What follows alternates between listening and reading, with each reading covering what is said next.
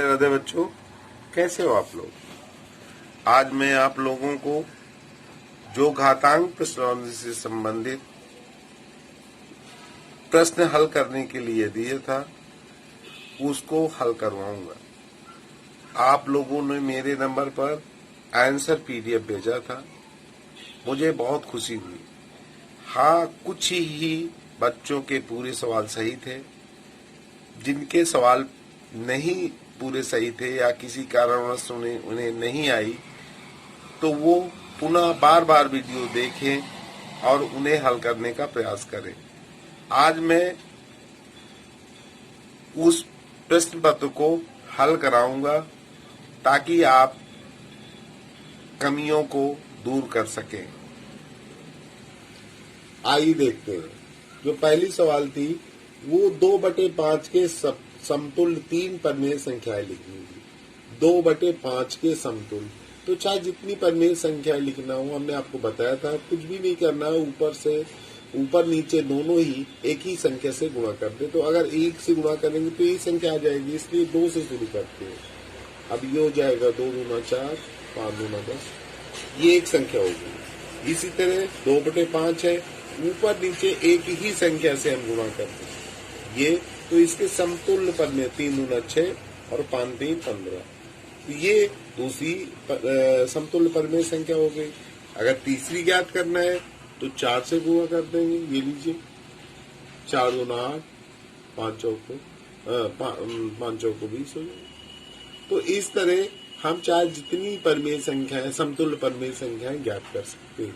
ये इससे पहले मैं बता चुका हूँ आपको। जो दूसरी सवाल थी वे है कि परिमेय संख्याएं दी हैं, उनमें से कौन छोटी है और कौन बड़ी है, ये आपको बताना है। तो सबसे आसान इसका तरीका मैंने ये बताया था, जैसे -5/4 और -7/9 ये संख्या दी है। इसमें पूछ रहा है कि कौन सी बड़ी है या कौन सी छोटी है, कुछ भी बताना हो तो इसके लिए मैंने आपको 2 तरीके बताए थे। सबसे आसान तरीका इसमें यही है कि आपको कुछ नहीं करना है, पहले इसका जो है एलसीएम निकाल लीजिए, समान हर बना लें, यानी कि इसका और इसका एलसीएम 9 और 4 का 36 आ जाएगा। 4 9 36, 9 5 45 और ये हो जाएगा 9 चौको 36, 7 चौक 28 -28। अब इसी को देखकर आप बता सकती हैं कि इसमें कौन संख्या छोटी है और कौन संख्या बड़ी है। तो सबसे आसान तरीका ये है कि समान हरों में हम संख्याओं को व्यक्त कर दें और उसके आधार पर हम बता सकते हैं कौन छोटी संख्या है और कौन बड़ी संख्या है। जैसे इसमें पूछा था कौन सी बड़ी संख्या है, तो ये यहाँ पर आपका क्या उत्तर हो जाएगा कि -7/9 आपकी जो है वो बड़ी संख्या है। -45 जो है वो -45 अर्थात -5/4 छोटी संख्या है। तीसरा प्रश्न था आरोही या अवरोही क्रम। तो ठीक इसी प्रकार इसका भी तरीका है, जैसे ये 4/7 -5/6, फिर आपका है 1/2, 2/21। इनको आरोही क्रम यानी कि बढ़ते हुए क्रम में लिखना था। सबसे पहले छोटी संख्या जैसे 1 2 3 4 इस रूप में लिखना है। तो अब अगर हम इसमें देखें तो देखिए ये भी प्लस में, ये भी प्लस में, ये भी प्लस में और ये माइनस में, तो ऋणात्मक संख्याएं छोटी होती हैं। तो हमको ये पहले ही मालूम होगी कि सबसे पहले यही संख्या रहेगी। लेकिन सबसे आसान तरीका यही है कि इसका एलसीएम इसका 21 2 6 7, इसका एलसीएम 42 होगा। 42 सत्संग 42, 6 बार गया, 6 चौको 24 यहाँ लिख देंगे। 6 7 42, 7 5 35 -35 लिख देंगे। और यहाँ 21 दूना 21 बार जाएगा, ऊपर गुणा करेंगे तो 21 ही आ जाएगा। 21 दूना 42, 2 बार गया और 2 दूना 4।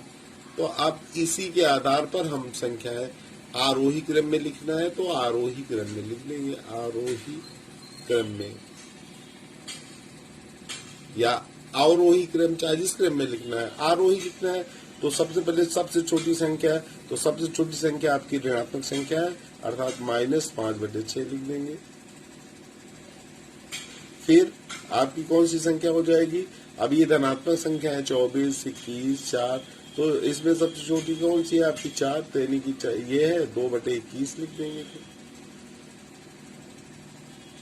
फिर कौन सी संख्या आ जाएगी? 1/2 आ जाएगी। और फिर कौन सी संख्या लिख देंगे? 4/7। अर्थात सबसे छोटी संख्या आपकी -5/6 हो गई और सबसे बड़ी संख्या आपकी 4/7 हो गई। चौथी सवाल थी संख्या रेखा में दिखाना। तो इसको संख्या रेखा में कैसे दिखाते हैं ये बता चुके हैं, फिर भी हम यहाँ पर फिर से बता दे रहे हैं। जैसे 3/5 को संख्या रेखा में दिखाना। तो अब सबसे पहले हम ये देखते हैं कि संख्या एक से छोटी है, एक से बड़ी है। तो ये एक से छोटी संख्या है, तो जब संख्या रेखा में दिखाएंगे ये दोनों तरफ एरो लगा देंगे। यहाँ पर आप 0 लिख दीजिए, यहाँ 1, इधर दाहिनी तरफ धनात्मक संख्याएं होती है और बाएं तरफ ऋणात्मक संख्याओं को दर्शाते हैं, -1, -2। तो अब ये मालूम है कि 0 से 1 के बीच ये संख्या आएगी। तो अब ये 3/5 है, तो अर्थात हम 5 भाग कर लें 0 से 1 के बीच। हम इसके जो स्थान है इसको 5 बराबर भागों में बांट दिया, 1, 2, 3, 4, 5 भाग हो गए। अर्थात 5/5 कर देंगे तो 1 आ जाएगा। अब हमको लिखना है, तो ये आपका जो है 1, 2, 3, 4, 5 यानी कि 5/5। तो 0 यहाँ लिख देंगे 0/5, फिर 1/5, फिर 2/5 और ये बिंदु जो होगा वो हो जाएगा आपका 3/5। ये जो बिंदु आएगा वो 3/5 हो जाएगा। अर्थात इसको अगर हम दिखाना चाहें तो इस तरह भी दिखा सकते हैं, एरो का चिन्ह बना देंगे। तो ये जो बिंदु है वो 3/5 को प्रदर्शित करता है। दूसरा इसी में दिया था मैंने, एक चीज में दूसरा प्रश्न पूछा था मैंने, 3/5 को भी संख्या रेखा में दर्शाने के लिए कहा था। 3/5 तो सॉरी 13/5। तो अब 13/5 को 3/5 को तो दर्शा दिया, 13/5 को कैसे दर्शाएंगे? अब ये 1 से बड़ी संख्या है, तो इसका मतलब है सबसे पहले हम क्या करेंगे, इसके लिए हम 5 से डिवाइड कर 5 से भाग दे देंगे। 13 में 5 से भाग दे देंगे, 5 दूना 10, 2 आ गया और ये 5 दूना 10, 3 बचा। अर्थात इसी को हम लिख सकते हैं 2 सही 3/5, ये लिख सकते हैं 2 सही 3/5 लिख सकते हैं। जैसे अब हम 13/5 को हमें संख्या रेखा में दिखाना है, तो सबसे पहले अब ये एक से बड़ी संख्या है तो 5 से हमने डिवाइड कर दिया है, 5 से भाग दे देंगे, 5 दूना 10 यानी कि इसको हम 2 सही 3/5 लिख सकते हैं। अर्थात ये 2 से बड़ी होगी और 3 से कम होगी। तो अब आपको ये 0, 1, 2, 3 ये दिखा दिया। तो ये इसका मतलब 2 से 3 के बीच होगी। तो अब 2 से 3 के बीच जो स्थान है उसको 5 बराबर भागों में बांट दीजिए। कितने भागों में बांटना है? 1, 2, 3, 4, 5 बराबर भागों में बांट दिया हमने। 2 से 3 में हम 5 बराबर भागों में 5 लाइनें खींच दें और हमें 2 सही 3/5 है, तो 2 तो ये हो गया और 3/5 तो 3/5 मतलब 1, 2, 3 ये जो भाग है, ये बिंदु जो आएगा ये आपको क्या प्रदर्शित करेगा? वही 13/5 लिख दो या 2 सही 3/5। तो ये बिंदु यहाँ से यहाँ तक ये 0 से दिखाएंगे इसको, 0 से यहाँ से यहाँ तक ये संख्या रेखा में आपने प्रदर्शित कर दिया 13/5। तो इस तरह प्रदर्शित करते हैं। 5वां क्वेश्चन था 3 की घात 7 गुणे 3 की घात 8। इसको सरल करना तो सबसे आसान तरीका था। हमने आपको ये घातांक के नियम में बताया था कि अगर समान आधार है तो गुणा करने की क्रिया में घातों को जोड़ देते, तो कुछ नहीं करना था, 3 की घात 7 धन 8 लिख देना था। इसको जोड़ दीजिए, तो 8 7 कितना होगा 15, तो 3 की घात हम 15 लिख सकते। फिर अगला क्वेश्चन था, सरल करना था आपको छठवां क्वेश्चन था 4/9 की घात 3 गुणे 4/9 की घात 4 है और भाग की क्रिया हो रही है 4/9 की घात 5। अब इसको हम घातांक के लिए समान आधार है दोनों में 4/9 4/9, तो अब इसमें गुणा हो रहा है तो जोड़ देंगे 4 3 7, चाहे आप डायरेक्ट लिख दीजिए और चाहे आप लिख दीजिए 3 धन 4, ये लिख दिया। भाग की क्रिया में 4/9 की घात 5 लिखा है, तो ये हो जाएगा आपका 4/9 की घात कितना 4 3 7 भागे 4/9 की घात 5 है। फिर हमने आपको बताया था कि भाग करने की क्रिया में घातों को घटा देते हैं अगर आधार समान है, तो 4/9 की घात यहाँ लिख देंगे 7 - 5, तो ये घटा देंगे तो कितना जाएगा 4/9 की घात हो जाएगा 7 - 5 के 2। अगर और लिख रहे हैं आपको तो 4 का 2 बार गुणा 4 × 16 और 9 × 81, ये लिख सकते हैं। चलिए साधा क्वेश्चन देखते हैं। ये था 4 गुणे 5 की घात 2 प्लस 5 गुणे 4 की घात 2। अब इसमें क्या करेंगे, इसमें देखिए 4 गुणे, तो आप कुछ नहीं करना है, 4 गुणे इसको लिख सकते हैं 5 गुणे 5, 5 का 2 बार गुणा 5 25 लिख सकते हैं। सरल करना था इसको, 5 गुणे 4 × 16 लिख सकते हैं। अब इसको 25 का 4 बार गुणा करेंगे 25 × 100 और ये 16 पंचे 80, तो ये सरल ही करना था इसको, तो ये हो जाएगा आपका, जोड़ दोगे 180 आ जाएगा।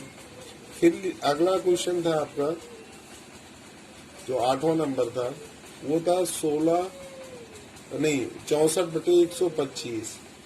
अब इसका पूछा था कि घन का आधार लिखिए, घन के रूप में लिखना था, तो अब घन के रूप में लिखना हमने बताया था। अब इसको खंड कर लो आप, आज 4 चौक 16 चौको 64 ये कर सकते हैं, और ये 5 गुणे 5 गुणे 5 5 25, अब ये हो जाएगा घन के रूप में, तो 4 की घात 3 हो गया और ये 5 की घात 3 हो गया, अर्थात ये 4/5 की घात 3 घन के रूप में हो गया, घन के रूप में लिख दिया।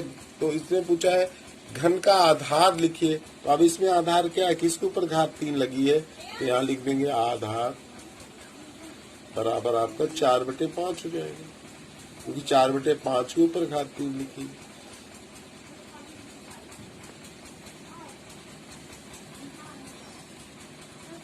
अगली सवाल थी 9वीं सवाल थी 2 की घात 5 गुणे 16 की घात -2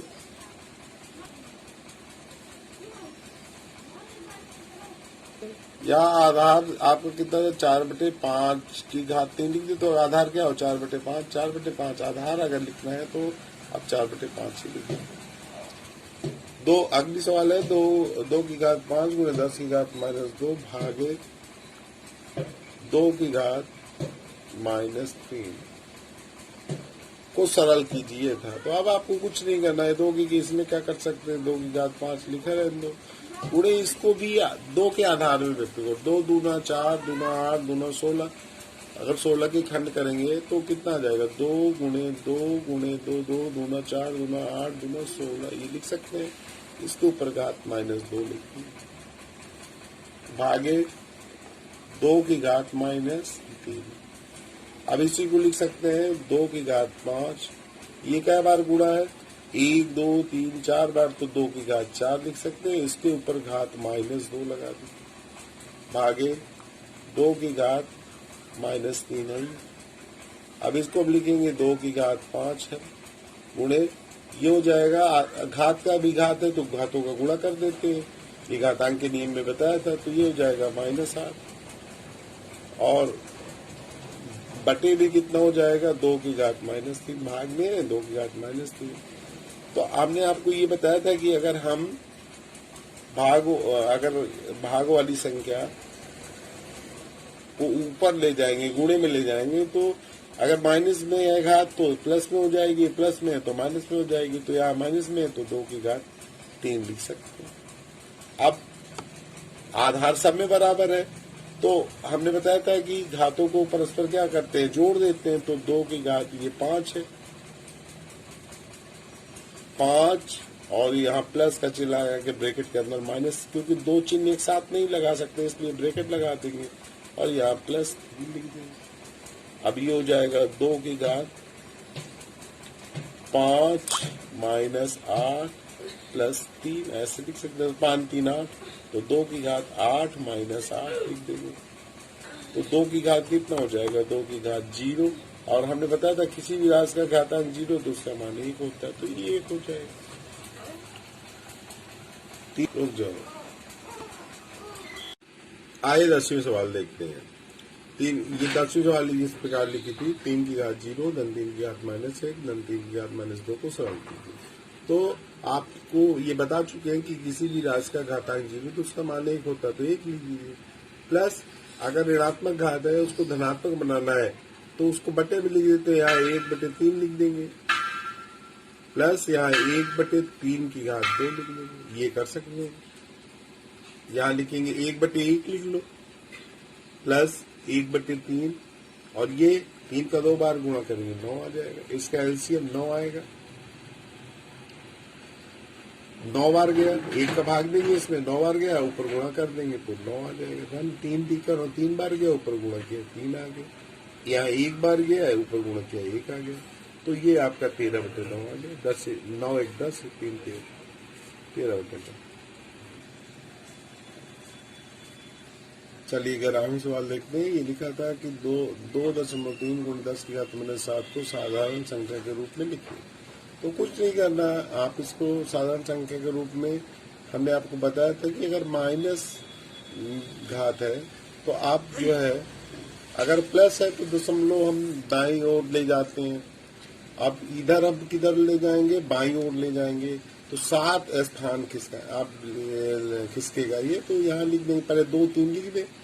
अब 1 ये हो गया, यहाँ 10 की घात -7 है तो 7 स्थान आगे जाएगा बाईं ओर, तो 1 ये हो गया। और कितने जीरो आपको चाहिए, 1 2 3 4 5, 1 1 2 3 4 5 6 1 7, यहाँ दशमलव लगा देंगे। तो अगर इसको साधारण रूप में लिखना है तो हम इस तरह लिख सकते हैं। अगर मान लीजिए यही लिखा होता है 2.3 × 10 की घात 5 लिखा होता है, मान लीजिए ये लिखा है, तो अब इसको क्या करते हैं, 2 अब धनात्मक घात है, 10 की घात 5 है, तो इस ओर ले जाएंगे, यानी कि दाईं ओर।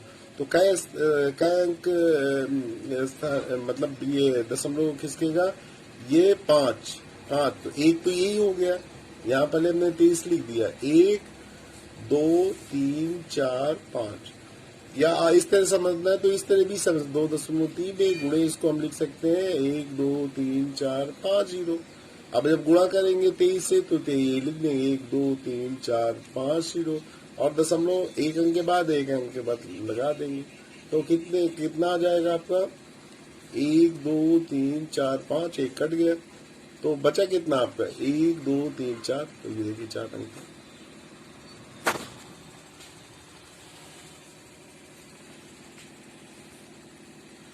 जो 12वीं सवाल थी वो थी -6 की घात -3 का गुणा प्रतिलोम लिखना।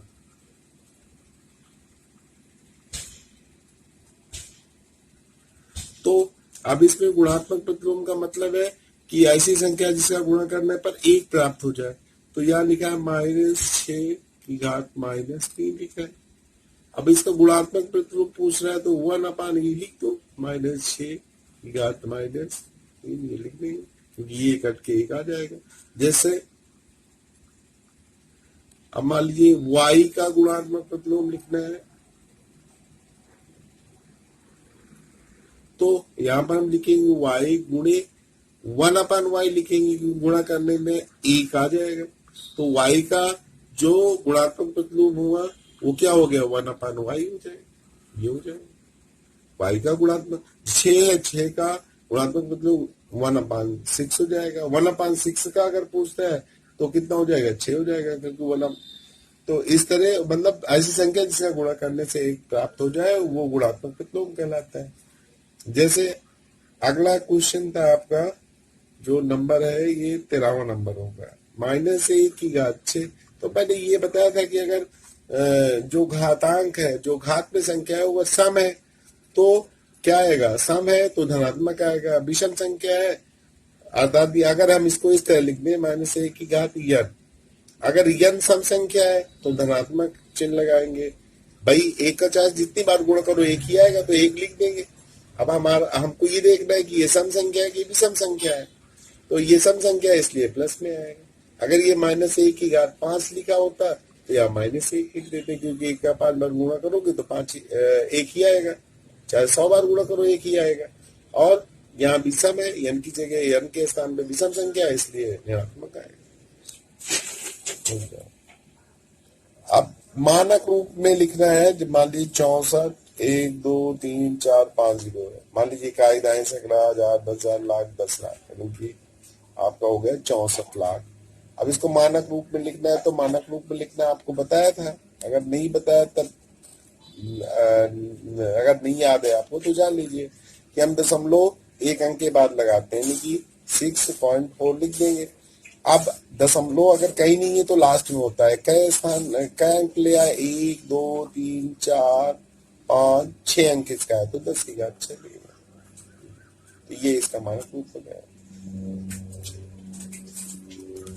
राधे राधे बच्चों, अगले वीडियो में कल फिर मिलते हैं।